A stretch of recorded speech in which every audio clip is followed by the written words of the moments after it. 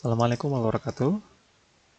Ini adalah materi ke-16. Hari ini kita akan membahas tentang layout soal dari tes prestasi. Jadi ini adalah contoh dari layout soal. Ketika kita ingin membuat soal tes prestasi, maka yang harus kita perhatikan di sana ada namanya lembar soal. Lembar soal itu nanti di dalamnya ada logo, ya, seperti ini misalkan Anda buatnya. Kemudian ada identitas soal, ya, jadi siapa dosennya atau siapa gurunya, mata pelajarannya apa, kalau misalkan untuk anak sekolah. Kalau untuk anak kuliah berarti mata kuliahnya apa, tanggalnya, dan seterusnya ya. Kemudian ada petunjuk pengerjaan pilihan ganda atau uraian, instruksinya. Ya, ini contohnya saja ya. Anda boleh membuat seperti ini atau disesuaikan dengan soal yang Anda buat. Kemudian ada lembar jawaban, yang mana nanti isinya ada identitas siswa, ya di sini, dan juga tempat menjawab. Dan juga ada lembar kunci jawaban. Nah, ini sebenarnya bisa dibeda-bedakan atau bisa dipisah. Tergantung Anda mau pakai tambahan kertas atau tidak, gitu ya. Kalau misalkan Anda mau membuat lembar kunci jawaban, maka Anda di sana nanti harus ada catatan ya. Jadi jika tidak menggunakan lembar jawab, maka identitas siswa ditaruh di lembar soal. Seperti tadi, ya lembar soal ini. Ini lembar soal, ya di sini ada identitas siswanya di sini. Identitas mahasiswanya ada di sini. Kalau misalkan Anda menggunakan lembar jawab, berarti tetap harus ada ya, tetap harus ada identitas siswanya ditaruh di mana, begitu ya. Ada juga identitas siswa yang ditaruh di baik lembar jawab maupun soal seperti ini. Kalau yang ini kan lembar jawab ya. Jadi siswa nanti diberikan lembar jawaban secara terpisah.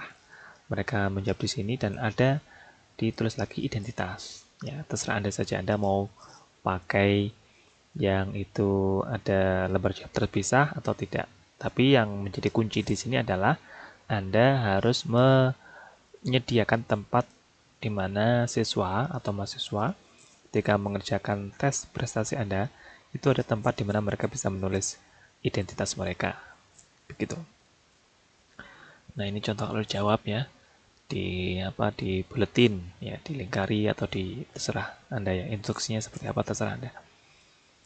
Kemudian ini adalah salah satu contoh atau ini contoh begitu ya, soal pilihan ganda.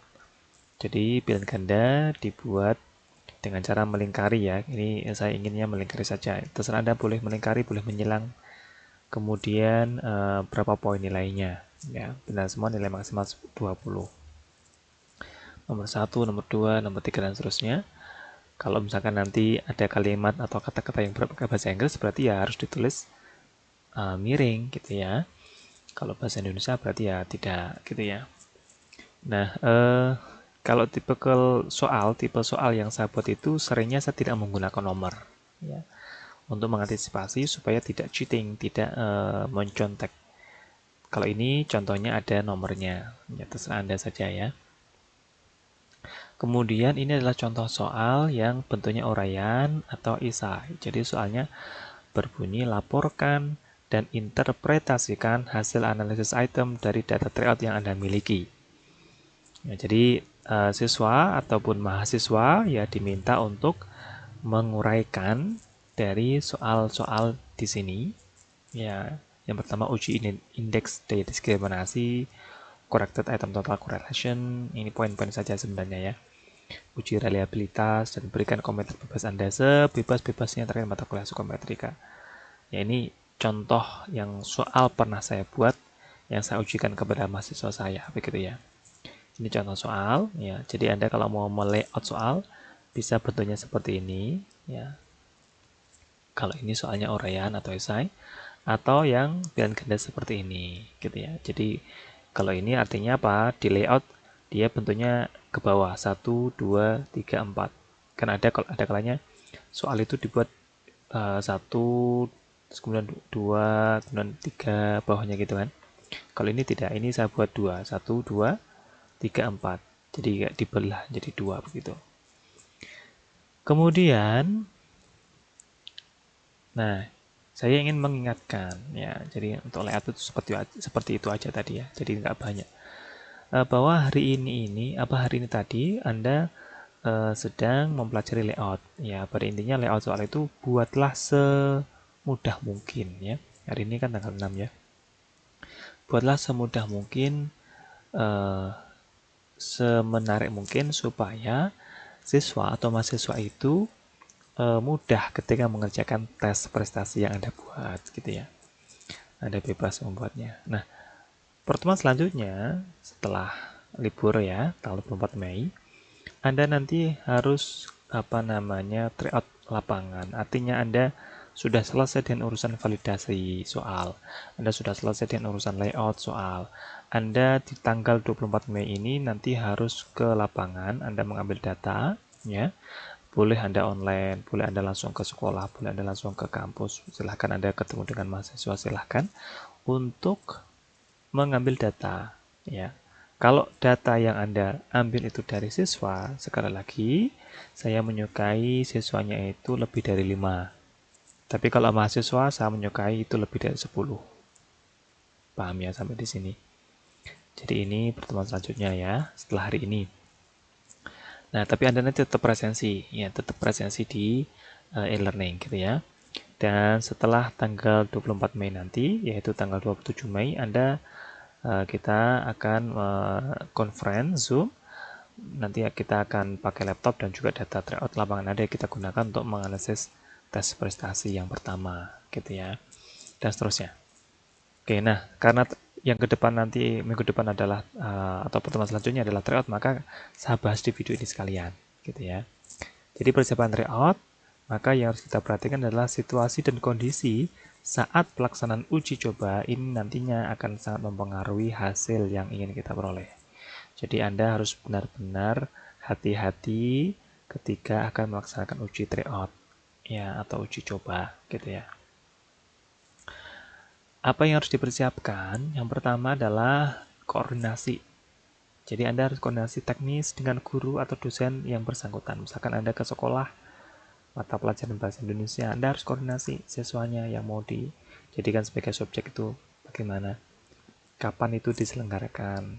Dengan dosen pun juga begitu. Saya ingin nanti mata kuliah pendidikan karakter, maka Anda harus koordinasi dengan dosennya. Waktu penyelenggaraannya kapan? Setting soalnya bagaimana? Apakah itu untuk kuis? Ya, Anda buat soal itu untuk kuis, untuk remedial, atau untuk ujian akhir semester. Waktu tesnya kapan? Dan juga Anda harus membuat kesepakatan hasil nilai. Apakah eh, karena tadi Anda untuk ujian ya, untuk tryout, apakah itu sebagai komponen penilaian dari dosen yang bersangkutan atau guru yang bersangkutan atau tidak, terlepas dari komponen penilaian yang mereka miliki atau tidak. Yang kedua, ya persiapan yang kedua adalah Anda harus menyiapkan lembar soal dan juga lembar jawabannya. Pastikan tidak ada kesalahan. Jadi apakah misalkan harus ketemu langsung face to face ya, maka kalau face to face berarti Anda harus ngeprint. Kalau misalkan tidak berarti bentuknya online, berarti Anda harus siap, layoutnya harus juga disiapkan.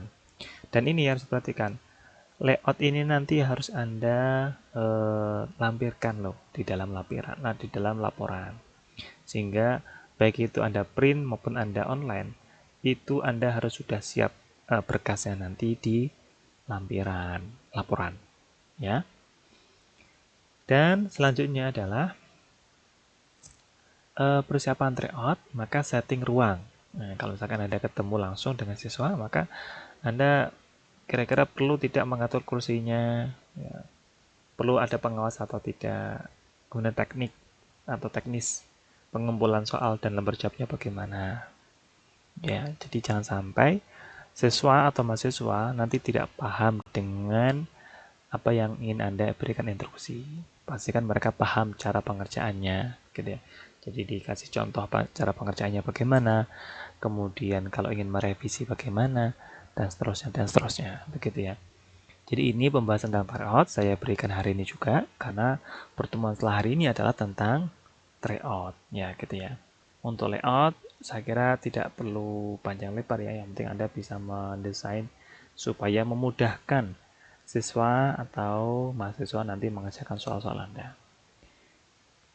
Gitu ya.